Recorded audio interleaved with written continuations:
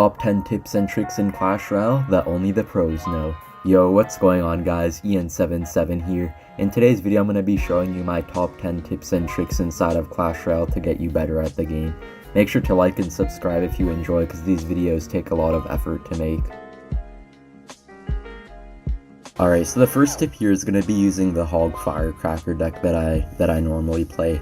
Alright, so we're going to be trying to make a fancy play here against Baby Dragon. We're going to try to get a King activation off, so it's pretty easy. If you just split skeletons right as the Baby Dragon is crossing the river, and you go with a Firecracker right in front of your King Tower as it's closing in on your tower, you can get a really nice King activation. It helps so much against Graveyard especially, and usually Golem decks as well, so yeah, you can do it really consistently if you practice it a bit, and you can also do it with like archers and with Musketeer in place of Firecracker.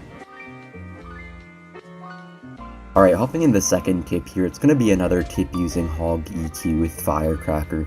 So we're actually going to quickly double drop Ice Spirit and Hog Rider, and what this will do is it'll push the Hog Rider out of NATO range. So if they go with the NATO at a normal timing, it will actually kind of bypass the NATO and can get you a ton of damage here, so a really nice thing to know.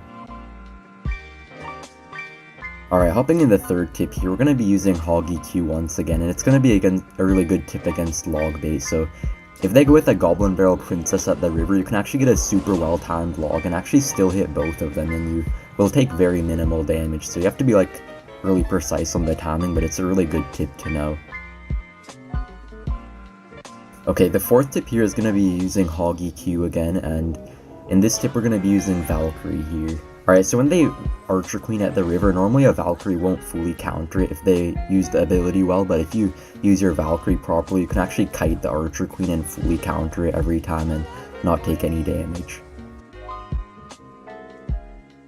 Alright, for the fifth tip here, we're going to be up against Magic Archer, and we're going to try to do a good play with our Ice Spirit and Skeletons.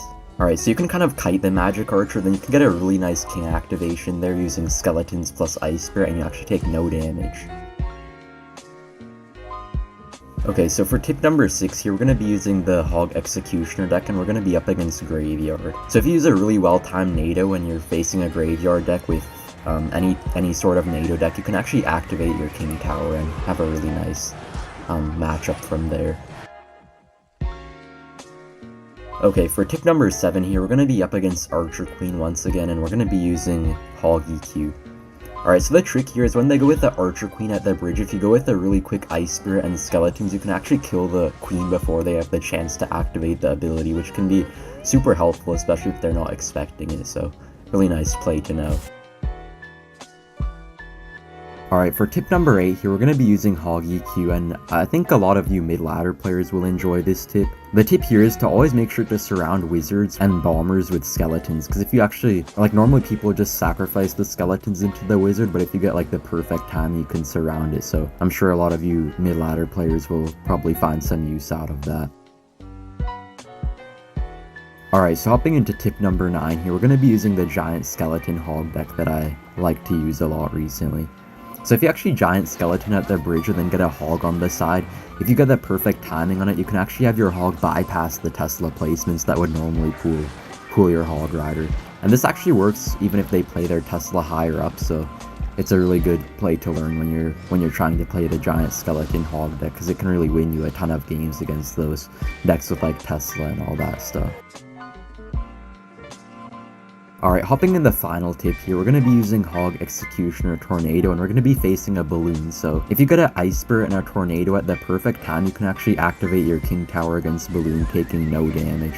And it is a pretty risky move to pull off, but if you get it, it's super rewarding and a really nice way to get your King activated. Alright, thank you guys for watching, and see you in the next one.